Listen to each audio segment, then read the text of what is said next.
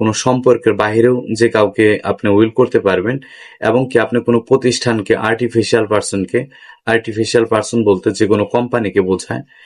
আমরা আসলে আইনি ভাবে দুই ধরনের পার্সন আছে, আর্টিফিশিয়াল পার্সন এবং কি ন্যাচারাল পার্সন। ন্যাচারাল পার্সন বলতে আমরা সাধারণত ব্যক্তিকে বোঝাই, যেমন আমাদের মতো মানুষ যারা, তাদেরকে তাদেরকে ন্যাচারাল পার্সন বলা হয়। আর্টিফিশিয়াল বলতে কোম্পানিকে, যাদের নামে জমি দেওয়া যায় তাদেরকে আর্টিফিশিয়াল বলে।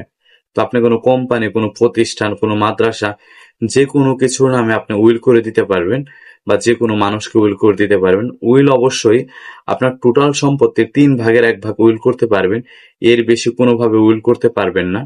আপনি যদি এর বেশি উইল করেন তাহলে কিন্তু আপনার উইলটা টিকবে না। তো আশা করি উইল বিষয়ে সমস্ত বিষয় বুঝতে পারছেন, এবং কি ভিডিওটা শেয়ার করে সকলের কাছে পৌঁছে দিন, যাতে উইল সম্পর্কে সকলেই জানে।